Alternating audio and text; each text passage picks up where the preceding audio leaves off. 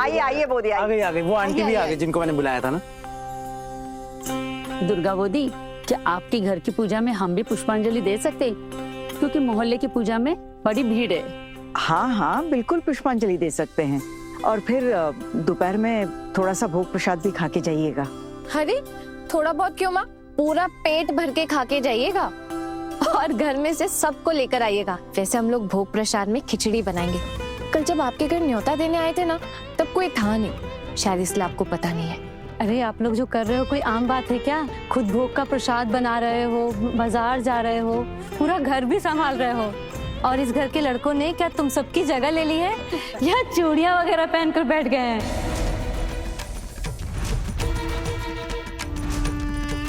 अरे क्यों, माँ दुर्गा भी तो औरत ही है ना, और हम भी एक औरत है। एक औरत ही औरत का सबसे ज्यादा भला समझती है, और लड़के तो हमेशा कुछ भी करते रहते हैं। अगर हम औरतें ही माता रानी की आज पूजा करेंगे तो उसमें दिक्कत क्या है? और वैसे भी हमने ना आज अपने घर के मर्दों को ना छुट्टी दे दी है, आराम करने दिया है उनको। लोग तो कुछ और ही बोल रहे हैं। क्या ही बोल सकते हैं, घर में पूजा है, क्या कहेंगे लोग? इसमें बोलने जैसा क्या है? नहीं, कोई कोई बोल रहा था कि आपके घर में युद्ध चल रहा है, देवी दुर्गा की तरह आपकी घर की बहुएं असुरों का विनाश कर रही हैं।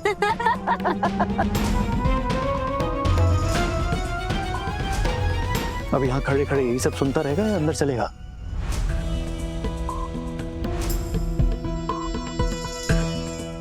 कहाँ जा रहे छोटू? माँ की पुष्पांजलि देकर जा। आप लोग दे दीजिए पुष्पांजलि माँ। माँ दुर्गा पर गुस्सा दिखा रहे? इतना बड़ा अपमान माँ का?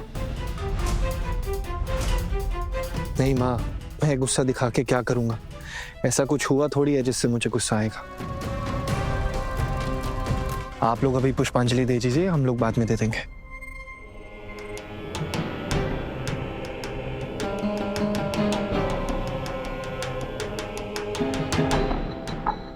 ये लीजिए, फूल और बेलपत्र सबको बांट दीजिए।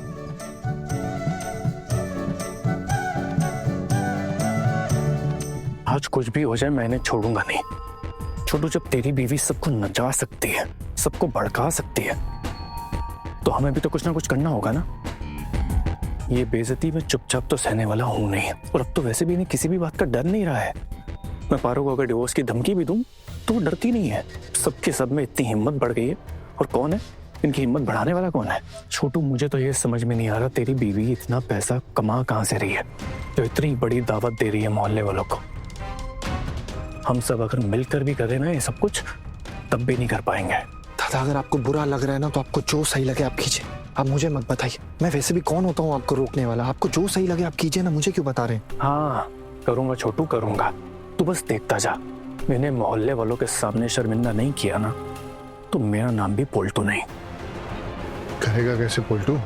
ये मोहल्ले वाले हैं, ये तो सारे इन्हीं के साथ है ना। छोटे मामा, आपको कुछ नहीं पता, आप बहुत ही भोले हैं। यहाँ पर कोई भी किसी के साथ नहीं है। आपने देखा नहीं कैसे मोहल्ले वाले हमारा मजाक उड़ा रहे हैं सबके सामने? क्या से क्या हाल बनाकर रख दिया इस परिवार का इन लोगों ने। अब तो मेरा जीने का मन ही नहीं कर रहा। ये सब देखने के लिए जी रही थी अब तक क्या, कि एक लड़की आकर हमारे घर को इस तरह से तहस नहस कर कर बर्बाद कर दे, और हमें ये चुपचाप देखना पड़ रहा है। जाने दीजिए ना ठाकुर जी, पूजा खत्म होने के बाद देखते हैं इनको। क्या पूजा खत्म करनी थी? इस पूजा में हमारे लिए कोई जगह है? ये सब पूजा कर रहे हैं, लेकिन एक बार भी हमें बुलाया इन्होंने। भाभी से भी क्या क्या करवा रही है ये लड़की, ये सब देखना ही मेरे लिए तो पाप है। एक बाहर का आदमी आकर हमारे घर में दिन रात रुका हुआ है। छी छी छी। क्यों छोटू, तू तो भाभी का अपना बेटा है ना? या तू भी खोगोन की तरफ, बकरी की तरफ मिनमिनाता रहेगा? कुछ करेगा नहीं, कुछ कहेगा नहीं? मैंने सुना है कि भैया से शादी से पहले इस आदमी के साथ भाभी की शादी तय हुई थी, और आज वही आदमी आकर हमारे घर में रुका हुआ है। मेरे भाई की कोई इज्जत नहीं है? अच्छा है छोटू कि आज मेरा भाई जिंदा नहीं है, नहीं तो वो ये सब देखता तो। चाचा जी आप क्या बोल रहे हैं? मैं बिल्कुल ठीक कह रहा हूं छोटू। इसी के साथ तो तीर्थ यात्रा पर गई थी ना भाभी। अब देख ले पूजा में कैसे मस्ती कर रही है इसके साथ, और हम परिवार वाले यहाँ किनारे पर खड़े हुए हैं। यही देखना था आज हमको। भैया नहीं है ना, इसीलिए ये सब कुछ हो रहा है। मेरे भाई ने मुझे बोला था कि मैं इस घर से कभी कभी नहीं जाऊंगा, इसी घर में रहूंगा। मुझे बस भाभी की सेवा करनी है, उनकी देखभाल करनी है, और मैंने की। भगवान माना उनको,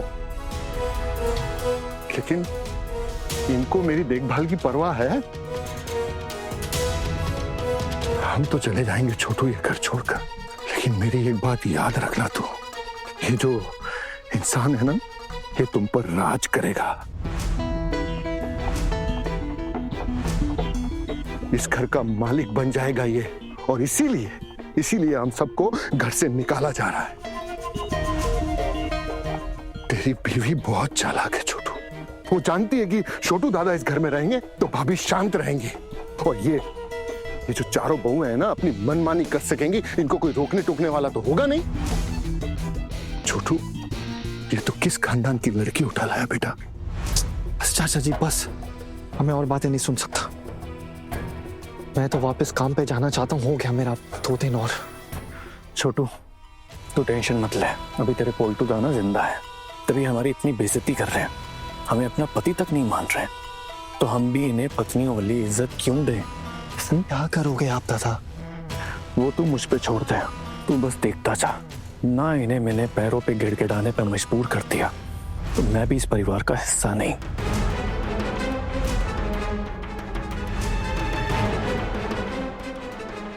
अच्छा दुर्गा बोदी, अब हम चलते। मोहल्ले में सभी को न्योता दिया है, थोड़ी देर बाद चले आना, और गर्मा गर्म भोग प्रसाद खाकर फिर ही जाना। आप लोगों के घर आओ तो बड़ा अच्छा लगता है। पहले तो एक कप चाय मिलना भी मुश्किल होता था। हम तो यही कह देते कि आपके आवाज आ रहे हैं तो पहले चाय पी लेना चाहिए। यहाँ तो चाय मिलना नामुमकिन ही था। आप लोगों में ये बदलाव आपके छोटी बहू की वजह से आया है। ये जो कुछ भी हो पाया है, ये मेरी छोटी देवरानी आहना की वजह से हो पाया है। और नहीं तो क्या, पता है जब से ये आई है ना, तब से हमें पता चला है कि हम इंसान हैं। हम तो पहचानते नहीं थे अपने आप को। हाँ अब तो खुशी आई, जीने में ना एक अलग ही मजा आता है। एक सेकेंड, मैंने कुछ भी नहीं किया। आप सबके अंदर अपनी अपनी इच्छाएं थी, अपनी प्रेरणा थी, और ये सब कुछ आपने खुद की मर्जी से किया है। और फिर काकी माँ, आप लोगों का भी तो आशीर्वाद है ना हमारे ऊपर। बस और क्या चाहिए। अच्छा अब हम चलते, दोपहर में फिर वापस आना है, ठीक है? हाँ आप भी चलिए, और हमें भी संधि पूजा की तैयारियां करनी है ना। उधर तो सब लोगों का मूड खराब है। मुझे तो लग रहा है अब ये लोग हमारी भी हालत खराब करने वाले हैं।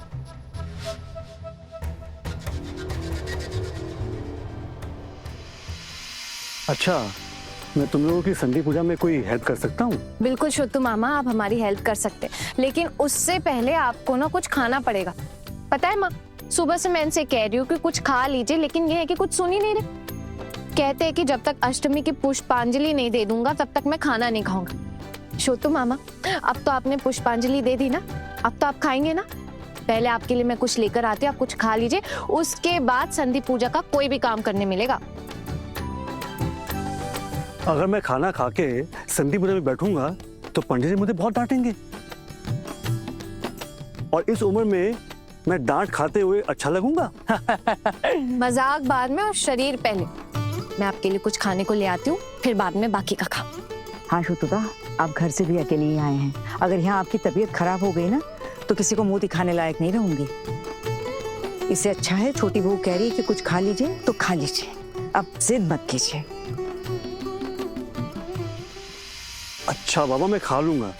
हाँ, वो मेरे किराए का घर का क्या हुआ? अरे छोटू मामा, मैंने बात की है मोहल्ले में 3-4 जगह, कहीं ना कहीं तो मिल ही जाएगा। पहले ना आप इतनी देर तक खाली पेट मत रहिए, जल्दी से कुछ खा लीजिए। तुम्हारी माँ की भी तो उम्र हो गई है, वो भी तो कुछ नहीं खा रही।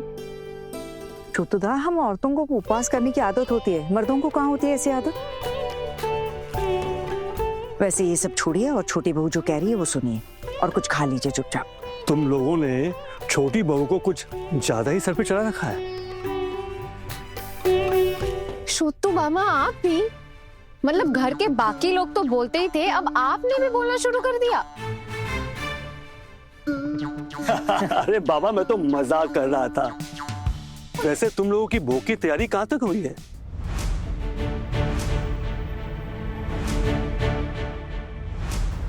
देखता हूं ये भोग कैसे सफल हो पाता है।